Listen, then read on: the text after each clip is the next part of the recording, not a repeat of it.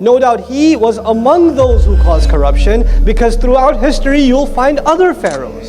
He's just one among them. He hates you all just the same. He sees you as one. And all of you have been made weak, and one of the causes of that weakness is that inner friction. Inna Fir'aun ala fil ard. In fact, it was the Pharaoh who elevated himself, or who was high in the land. Ala fil ard.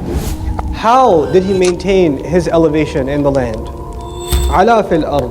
وَجَعَلَ أَهْلَهَا شِيَعًا. Formula number one. And he had made its people, the people of the land, Egypt obviously we're talking about, Misr. He had made the people of the land into factions, Shi'a'an. Sha'a in Arabic means to branch out, meaning a branch is extended from the stem of a tree, so it's kind of separate from it, but it's still somehow connected. So one of the words in Arabic for factions is Shi'a. That's the word used here. He took his population and made them into factions. The easiest, simplistic understanding of that is that obviously they were the locals. And then he took the Israelites and made them into a slave or a second class. So he broke them up into two factions. But it goes even deeper, that he made sure that even a large population like the Israelites remain factions among themselves. That they don't see themselves as part of one unity. They see themselves as separated. That's what he wanted. He wanted people to be broken up into gangs and factions. So they couldn't have collective strength. They're too busy keeping their own gang, their own faction together and calling to it, you know. And this is actually a very powerful phenomenon in keeping a people abased in any land. When you have oppressors that do what they want to do with the people, the easiest way for them to do that is to not let the people see themselves as one. They have to see themselves as this ethnicity, that ethnicity, this school of thought, that school of thought, this congregation, that congregation. They have to separate themselves and draw a line around themselves and say, I belong here, and those guys belong over there. And let me tell you why those guys are wrong. When a person is selfish, they only think about themselves, yes? But when a person is raised with a good upbringing in their family, they're not just concerned about themselves, they also worry about their family. You worry about your parents, you worry about your children, you worry about your siblings, you want good for them too. And if in a real upbringing, you don't just care about your family, you'll be kind to your neighbor too.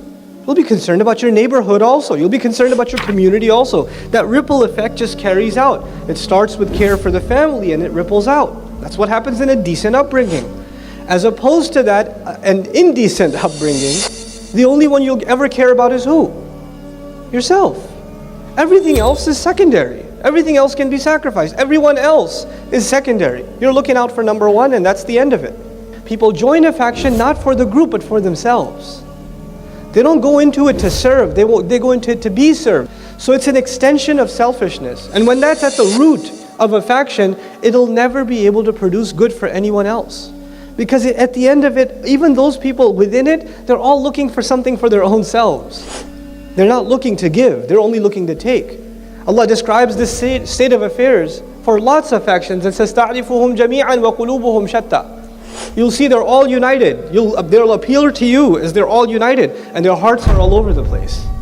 They're everywhere, you know. So Fir'aun first reinforced this idea of faction. Somehow he was able to do this among his people. What was the net result? وَيَسْتَضْعِفُ طَائِفَةً مِّنْهُمْ. He would maintain one group to be weak. He would weaken one group among them, a large population among them. So there's a shift, you know, from Shia' to Ta'ifa in the Arabic language. Ta'ifa is a large population also, large group also. Okay? In other words, they think of themselves as individualized groups, but when it comes to oppressing them, they're all just one big Ta'ifa to him. This is one big group to him. Then, now that they're weak, they can't even defend themselves. They can't think bigger than their own little mini identity, so they can't defend themselves. They can't stand. And so what comes next? يُذَبِّحُ أَبْنَاءَهُمْ وَيَسْتَحْيِي نِسَاءَهُمْ. He would slaughter their children and let their women live.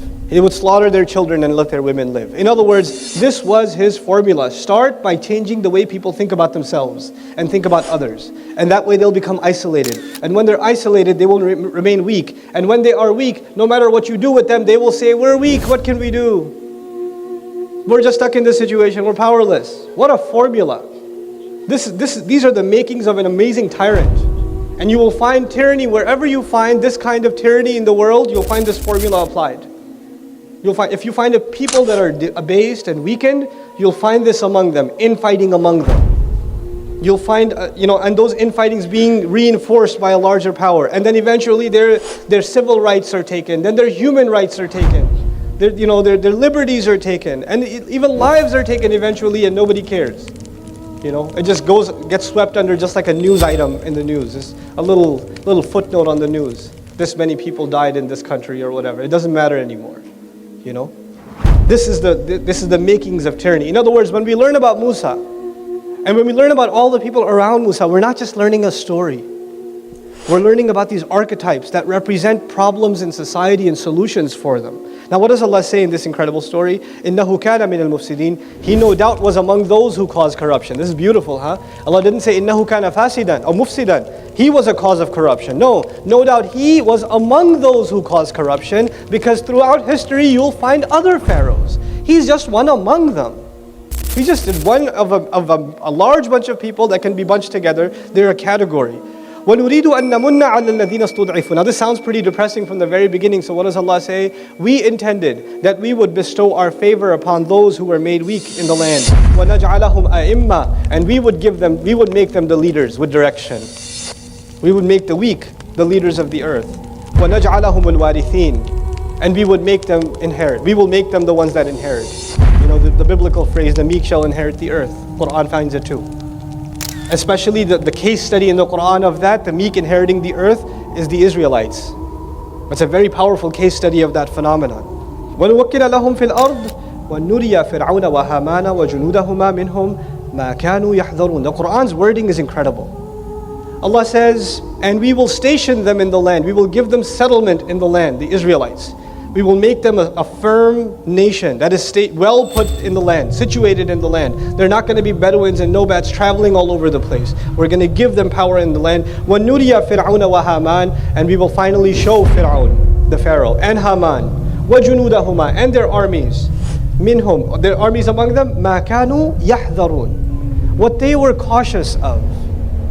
Al-Hidr in Arabic, نوع من الخوف. It's something to do with fear. But Allah didn't say مَا كَانُوا يَخَافُونَ أو يخافونه ما كانوا يحذرون, meaning they were up to all these strategies and policies in place they put in place to make sure these people remain weak, because they were afraid of a people rising. They were afraid of that. And so Allah says they were so cautious and took precaution and wanted to make sure this never happens. And Allah says we were going to not only give them station in the land, within the lifetime of Pharaoh he would see the very thing he took so many precautions against. He would see all of his precautions blow up in his face. That's what he would see. Meaning all of those precautions are on the one hand, and then God's plan, Allah's plan is on the other hand. And the oppressor will find his end. He will find his end eventually. And now as this is the end of Pharaoh's legacy. That's what's mentioned in the beginning of this surah. Here's what I'll leave you with. Here's what Allah Azza wa Jal does, that now movie producers copy. وَأَوْحَيْنَا إِلَىٰ أُمِّ مُوسَىٰ أَنْ أَرْضِعِيهِ We revealed to the mother of Musa, breastfeed him. What? We were just learning about the Pharaoh. I know. 1 minute, I know. We were just learning about the Pharaoh. And that his entire empire is going to crumble. And the people are going to rise from weakness. And the next thing, mother, feed your child. Just complete switch. You know what it should say underneath? A few years ago. And it switches over. And there's a mom in a room, and her baby's crying, and something comes into her heart from Allah Himself, feed your child. Now the question arises, why even mention feed your child? You know why? Because eventually when he goes to the Pharaoh's castle, and you know how he ends up there, when he goes there, he's going to have a little bit of an appetite. And he's going to say, I want milk, and he's going to turn all the other milk down, except the one that the mother was inspired to give him, and he's got a taste for it, and he won't taste anything else. It's part of the plan. So something as small as the mother feeding the child becomes part of the divine plan in bringing the tyrant ruler down. Every detail is important. An أَرْضِعِيهِ وَفَإِذَا خِفْتِ عَلَيْهِ So she's feeding her poor baby, and she hears the commotion of the soldiers coming, looking for the baby boys. When you fear upon him, فَأَلْقِيهِ فِي الْيَمِّ Then throw him in the water, throw him in the river. وَلَا تَخَافِي وَلَا تَحْزَنِي Don't fear and don't grieve.